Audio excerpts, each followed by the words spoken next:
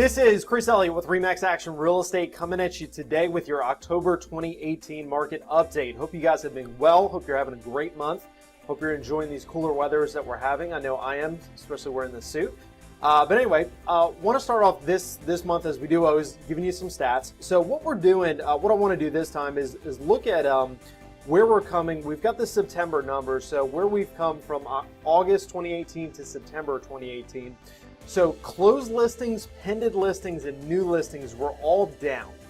So what we're seeing is what we see pretty much every single year is we just see that cool off, we're coming down the bell curve heading into the fall and the winter months.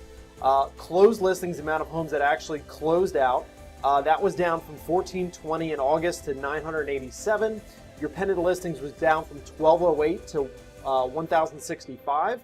And your new listings, so the amount of listings actually coming to the market, was down from 1572 to 1380. So once again, we're just seeing the market cool down just a little bit. We had an amazing spring and an amazing summer run, and that's what we're just seeing.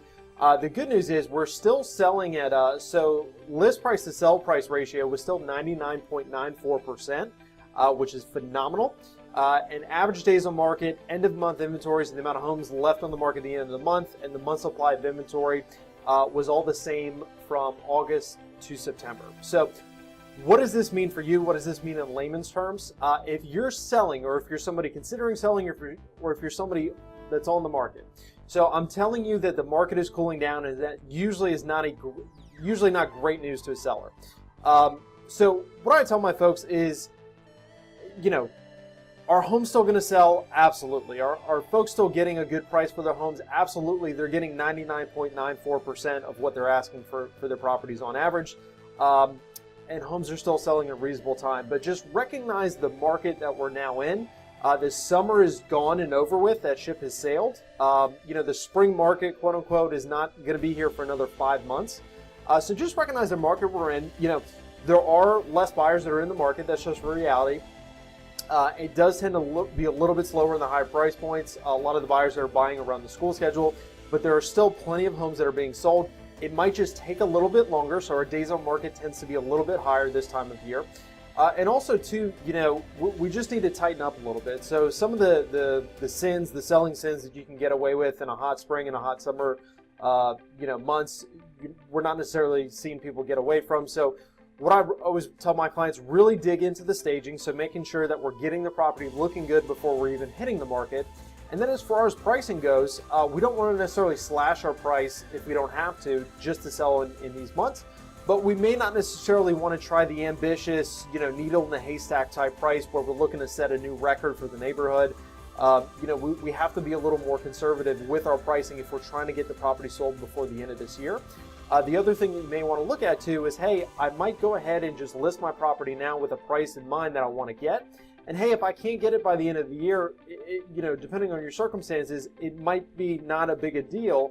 And just, hey, we're going to try again if we can't get our price in the spring. And that's usually the game plan that we're recommending to sellers. This time of year is also a phenomenal time of year. If you have had thoughts of making a move, of selling in 2019, I always try to get people on my schedule this time of year, before the holidays set in and people really just kind of turn into holiday mode.